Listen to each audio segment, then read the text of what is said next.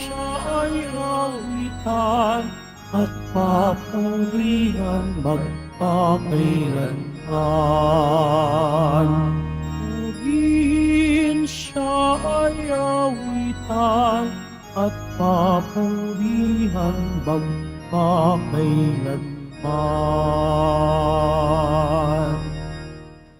Sa ngala ng Ama at ng Anak at ng Espiritu Santo, Amen.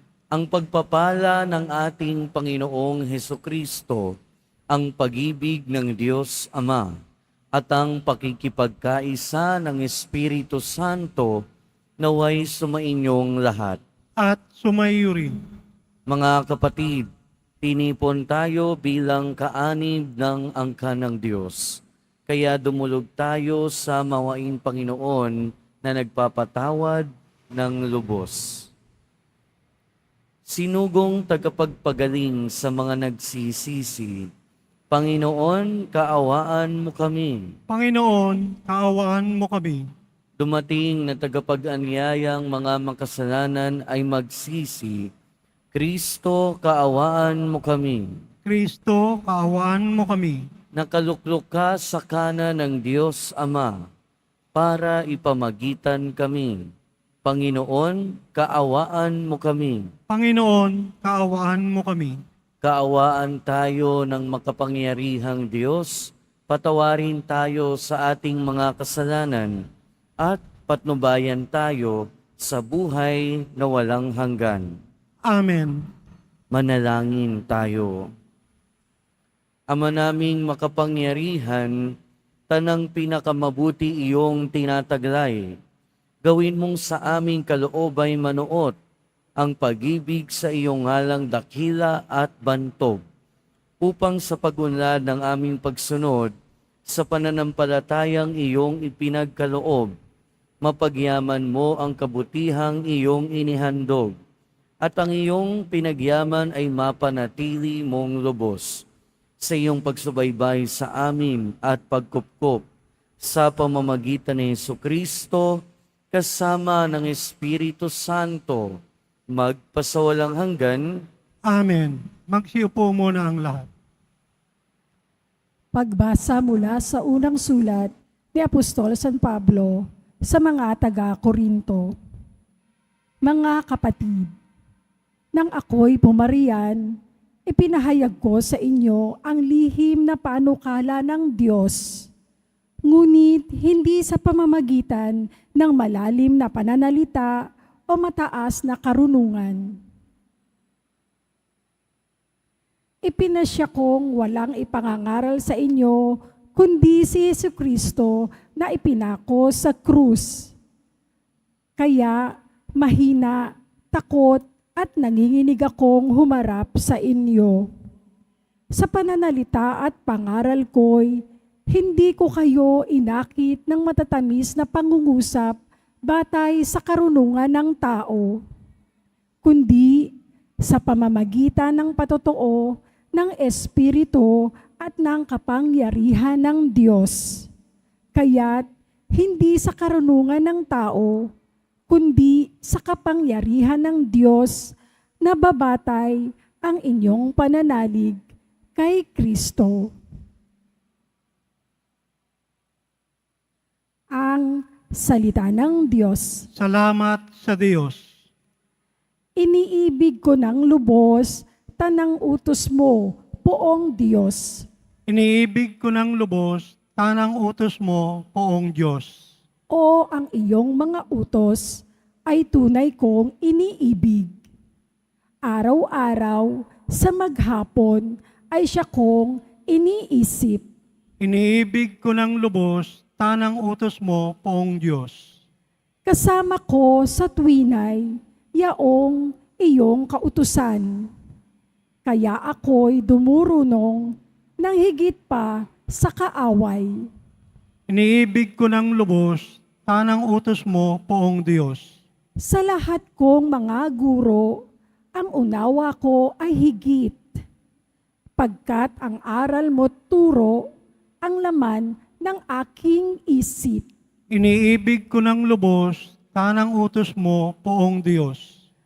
ang taglay kong karunungay higit pa sa matatanda, pagkat yung mga utos ay hindi ko sinisira. Iniibig ko ng lubos, tanang utos mo, poong Diyos. Di ko gustong matutuhan ang ugaling masasama.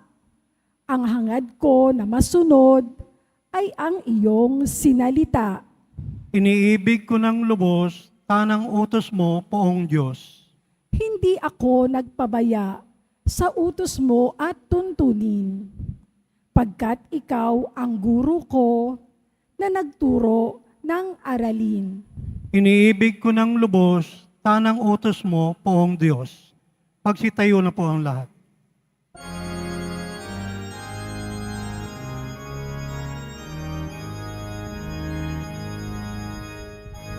Hallelujah, Hallelujah, Hallelujah, Hallelujah.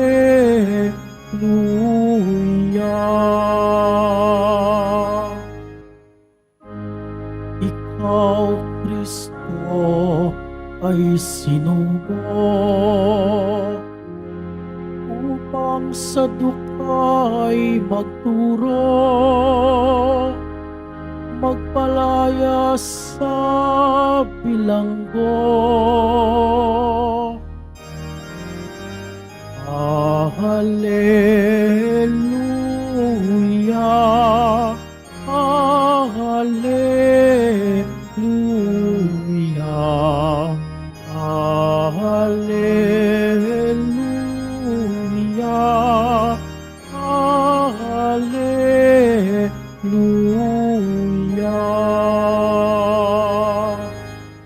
Sumainyo ang Panginoon. At sumayo rin. Ang mabuting balita ng Panginoon ayon kay San Lucas. Papuri sa iyo, Panginoon. Noong panahong iyon, umuwi si Jesus sa Nazaret na kanyang kinalakhan. Gaya ng kanyang kinagawian, pumasok siya sa sinagoga ng araw ng pamamahinga. Tumindig siya upang bumasa at ibinigay sa kanya ang aklat ni Propeta Isaías.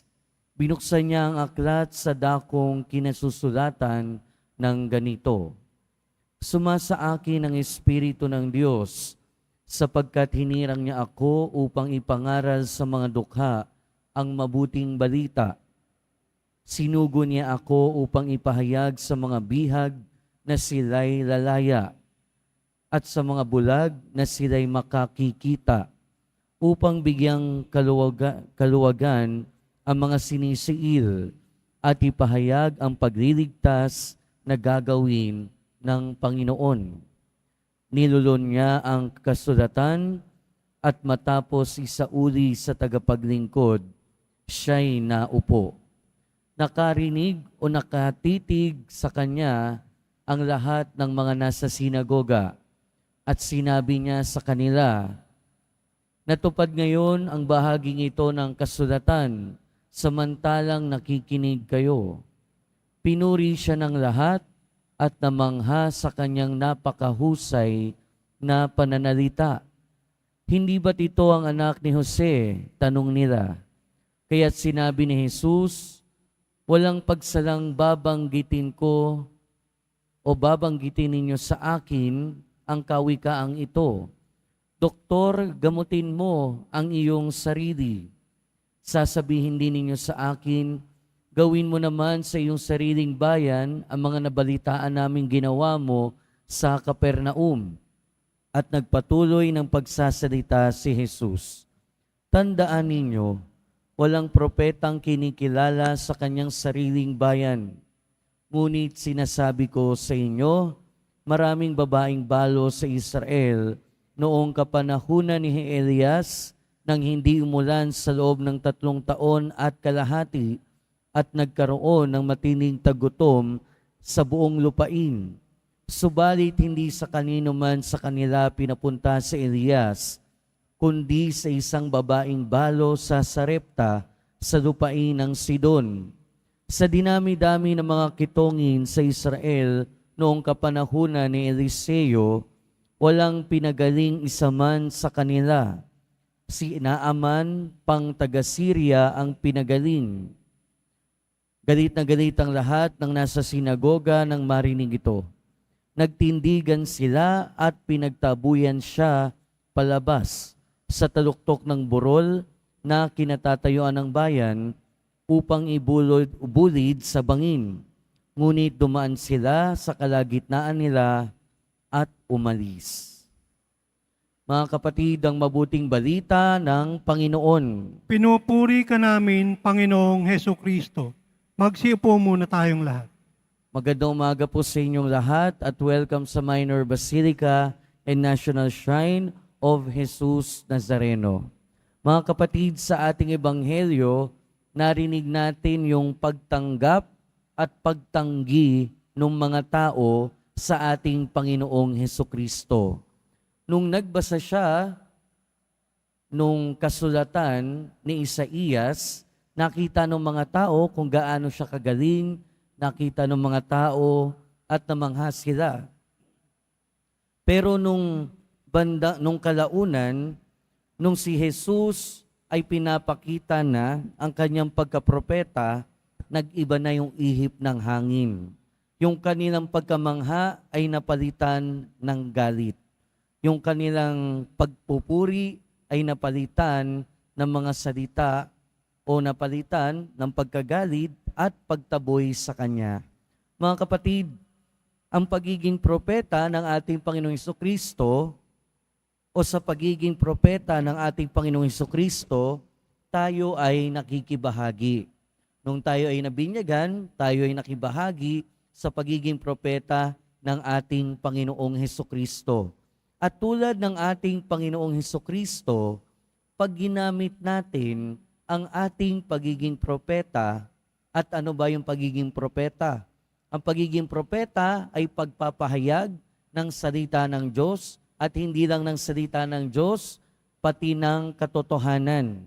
At pag siyempre, sinabi natin, ipinahayag natin sa ating kapwa kung ano ang katotohanan at hindi lahat ng oras masayang pakinggan ang katotohanan, meron talagang mag-o-oppose, merong magre-react. Pero katulad din ng sa ating ebanghelyo, inaanyayahan tayo na harapin ang pagtanggi ng ibang tao ng buong katapangan at panindigan ang katotohanan. Madalas kasi, kapag kailangan natin magsabi ng kung ano ang totoo, ng kung ano ang nararapat, madalas hindi na lang natin sasabihin para lang magkaroon ng kapayapaan sa ating kapwa. Madalas, iniiwasan na lang nating sabihin kung ano talaga yung nararapat, kung ano yung totoo, para walang magalit sa atin. Pero bilang propeta, inaanyayahan tayo ng ating Panginoong Hesukristo na kahit mahirap, kahit merong sasalungat, kahit merong hindi magiging masaya, gawin natin kung ano ang ginagawa ng propeta. Ang magpahayag ng totoo, magpahayag ng kung ano ang nararapat. In the same way, tayo din naman nagkakaroon ng parehong reaction ng mga tao sa ating ebanghelyo. Kapag merong sumusubok sa atin na itama tayo, na sabihin sa atin kung anong nararapat, na i-correct tayo, minsan ikinagagalit natin. Minsan hindi tayo natutuwa. Pero ang paalala din sa atin, nagsasalita ang Diyos sa pamamagitan ng propeta. At ang mga propeta, minsan ay nasa katauhan ng ating kapwa. Kahit yung mga kapwa natin na para bagang hindi natin gusto. Lagi nating isipin na minsan ang Diyos nagsasalita siya, nagpapahayag siya sa pamamagitan ng ating kapwa. kahit pa sa mga kapwa natin na ayaw natin. Kaya mga kapatid, sa pagpapatuloy ng ating buhay, ang paanyaya sa atin ng ating Panginoon, una, ang paalala niya, tayo ay nakikibahagi sa kanyang pagiging propeta. At sa ating pakikibahagi sa kanyang pagiging propeta, nawa matularan natin ang pagiging propeta ng ating Panginoon, na magsalita ng katotohanan, ipahayag ang nararapat, ipahayag ang katotohanan kahit may sumasalungat, kahit mahirap. In the same way, ganun din naman, tanggapin natin ang pagkapropeta ng ating kapwa. Buksan natin ang ating puso't isip sa pagpapahayag ng totoo ng salita ng Diyos, ng aral ng ating kapwa. Nang sa gayon, katulad ng ating Panginoon, totoo na maging tayo, totoo na tayo ay maging mga tunay na propeta. Amen. Magsitayo na po ang lahat.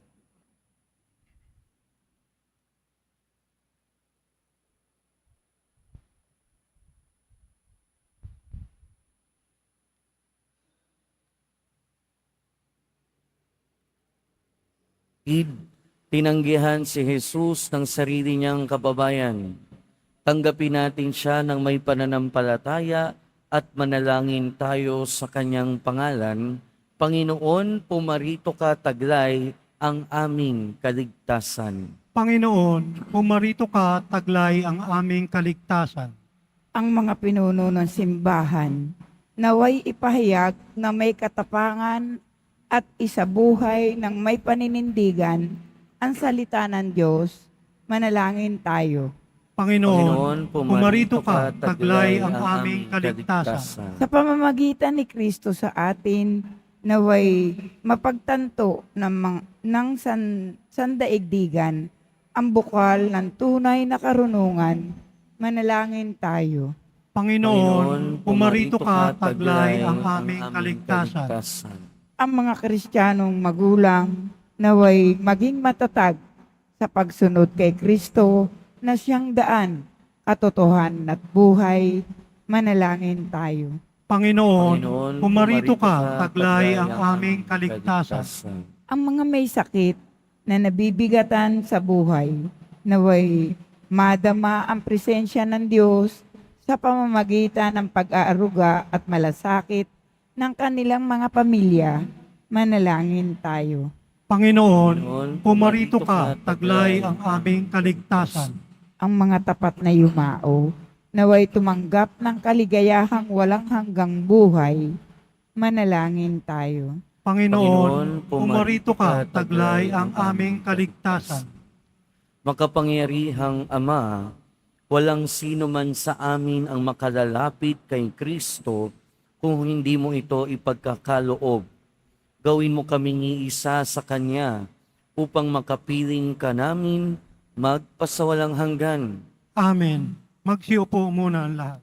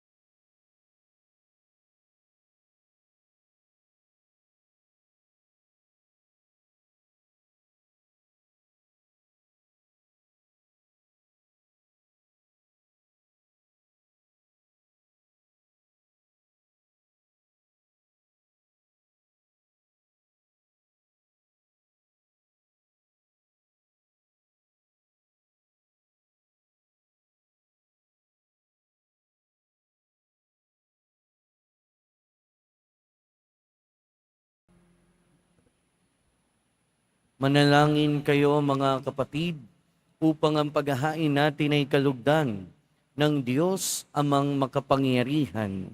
Tanggapin nawa ng Panginoon itong paghahain sa iyong mga kamay, sa kapurihan niya at karangalan, sa ating kapakinabangan at sa buong sambayanan niyang banal. Ama naming lumikha, ang banal na paghahain ay lagi nawang magdulot ng iyong pagbabasbas na sa amin tumutubos, upang ang ginaganap mo sa aming pagdiriwang ay maging lubos na pagkakaloob ng iyong pagmamahal.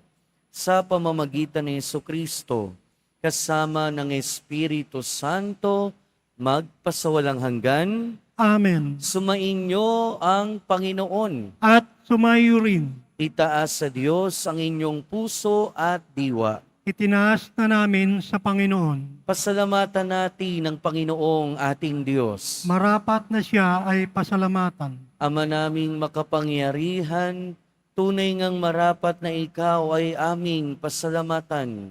Sa iyong paglingap at kagandahang loob, ang tao'y nilikha mo't pinangasiwa sa sansinukob.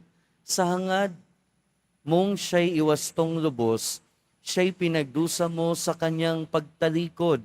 Sa iyong pagiliw, iyong ipinahintulot na makabalik siya sa pamamagitan ni Kristo Jesus.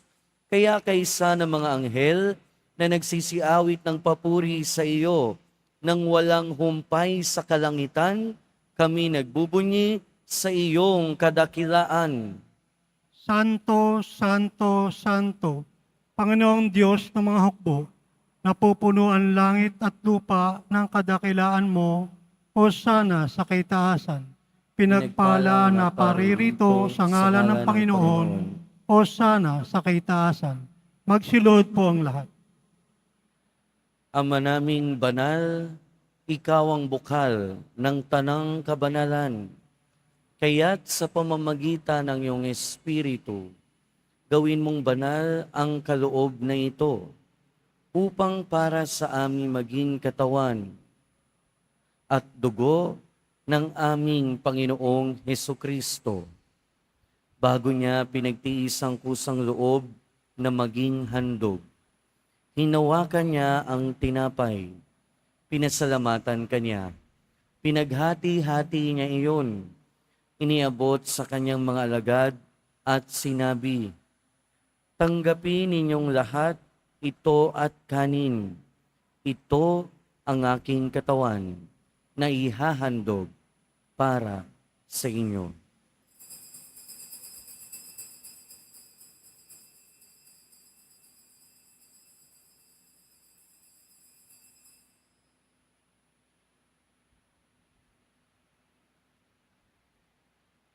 Gayon din naman nung matapos ang hapunan, hinawakan niya ang kalis, muli kanyang pinasalamatan. Iniabot niya ang kalis sa kanyang mga alagad at sinabi, "Tanggapin ninyong lahat ito at inumin. Ito ang kalis ng aking dugo, ng bago at walang hanggang tipan. Ang aking dugo na ibubuhos para sa inyo at para sa lahat. Sa ikapagpapatawad ng mga kasalanan, gawin ninyo ito sa pag-alala sa akin."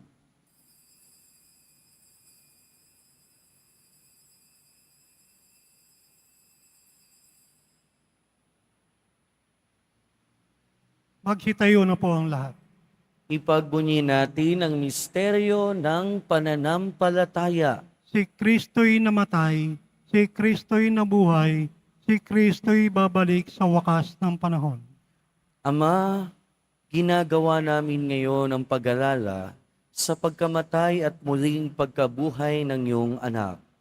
Kaya tiniaalay namin sa iyo ang tinapay na nagbibigay buhay at ang kalis na nagkakaloob ng kaligtasan. Kami nagpapasalamat dahil kami iyong minarapat na tumayo sa harap mo para maglingkod sa iyo. Isinasamo namin kaming magsasalo-salo sa katawan at dugo ni Kristo ay mabuklod sa pagkakaisa sa pamamagitan ng Espiritu Santo. Ama, lingapin mo ang iyong simbahang laganap sa buong daigdig. Puspusin mo kami sa pag-ibig kay San Francisco na aming Santo Papa, at ni Jose na aming obispo at ng tanang kaparian. Alalahanin mo rin ang mga kapatid naming nahimlay, nang may pag-asang sila'y muling mabubuhay, gayon din ang lahat ng mga pumanaw. Kaawaan mo sila at patuloyin sa iyong kaliwanagan. Kaawaan mo at pagindapating kaming lahat na makasalo sa iyong buhay na walang wakas. Kaysa ng mahal na Birheng Maria na ina ng Diyos, ng kabiyak ng puso niya si San Jose, kaysa ng mga apostol ni San Juan Bautista at ng lahat ng mga banal na namuhay dito sa daigdig ng kalugod-lugod sa iyo. May pagdiwang nawa namin ang pagpupuri sa ikararangal mo sa pamamagitan ng iyong anak na aming Panginoong Heso Kristo. Sa pamamagitan ni Kristo, kasama niya at sa Kanya, ang lahat ng parangal at papuri ay sa iyo, Diyos amang makapangyarihan, kasama ng Espiritu Santo, magpasawalang hanggan. Amen.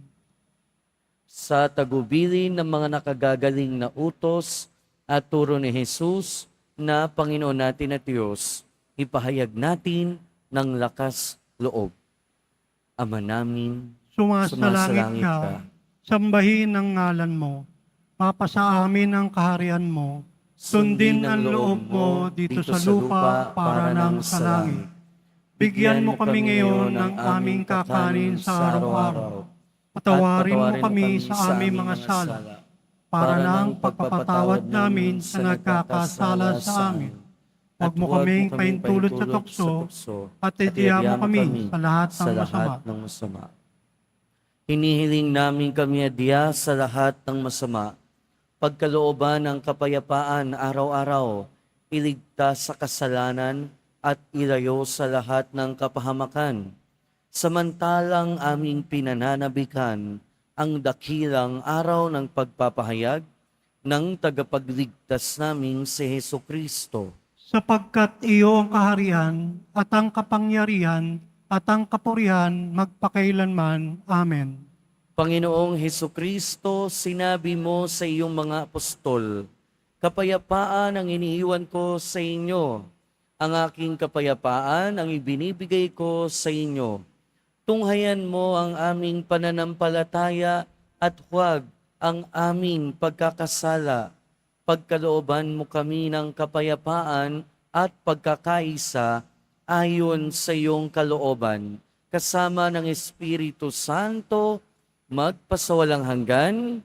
Amen. Ang kapayapaan ng Panginoon ay laging sumainyo. At sumayo rin. Magbigayan tayo ng kapayapaan sa isa't isa. Peace be with you po. Kordero ng Diyos na nag-aalis ng mga kasalanan ng sanlibutan, maawa ka sa amin. Kordero ng Diyos na nag-aalis ng mga kasalanan ng sanlibutan, maawa ka sa amin. Kordero ng Diyos na nag-aalis ng mga kasalanan ng sanlibutan, ipagkaloob sa amin ang kapayapaan. Magsiluhod po ang lahat.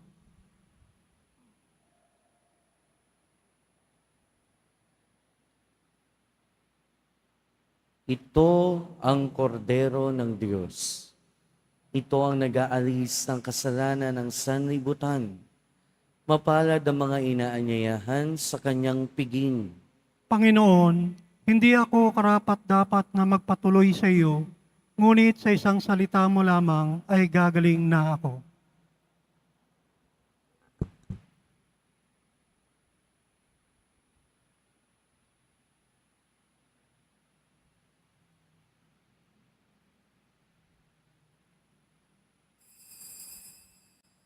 Para sa lahat ng tatanggap ng banal na komunyon, sasagot po tayo ng Amen.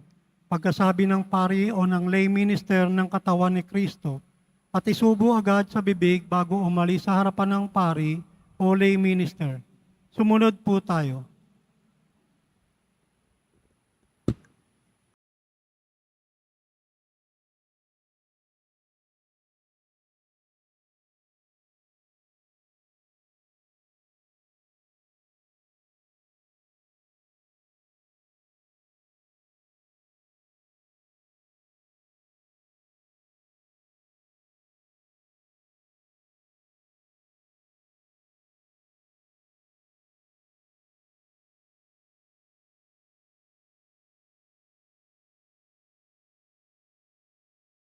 Magsitayo na po ang lahat. Manalangin tayo. Ama naming mapagmahal, kaming nagsalo-salo sa pagkain mong bigay, ay humihiling ng lakas mong inilalaan upang ang kagandahang loob namin madagdagan sa paglilingkod namin sa iyong kadakilaan na nagpapaalab sa pag-ibig namin sa kapwa-tao sa pamamagitan ni Hesukristo kasama ng Espiritu Santo, magpasawalang hanggan. Amen. Sumainyo ang Panginoon. At sumayo rin. Mahal na poong Jesus Nazareno, inihayag mo sa pamamagitan ng krus ang walang maliw na pag-ibig ng Diyos sa sangkatauhan. Pakinggan mo ang kahilingan ng iyong angkan na nagsusumamo sa iyo. Makamtanawa nila ang iyong katugunan at tanggapin ang kasagutan na may utang na loob na tinatanaw. Basbasan din po ninyo ang mga daladala nilang imahen at dasalan. Sa pamamagitan ng bendisyon na ito, naway maalala nila ang mga pangako nila noon sa binyag, na ikaw ang kanilang iibigin at paglilingkuran bilang Panginoon, magpasawalang hanggan. Amen. At pagpalain kayo ng makapangyarihan at mapagmahal na Diyos, ng Ama at ng Anak at ng Espiritu Santo. Amen. Humayo kayong taglayang kapayapaan ng poong Jesus Nazareno. Salamat sa Diyos.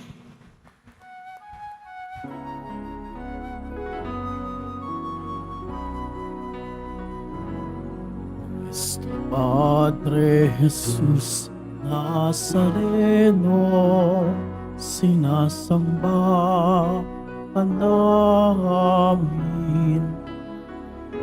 Pinipintuho ka namin. Aral mo ang aming buhay at kaligtasan. Nuestro Padre Jesus Nazareno, iligtas mo kami sa kasalanan. Ang krus mong pinamatayan ay sagisag ng aming kaligtasan. Nuestro Padre Jesus Nazareno, inarangal ka namin. Nuestro Padre Jesus Nazareno, niluluwalhati ka namin. Nuestro Padre Jesus Nazareno, inarangal ka namin.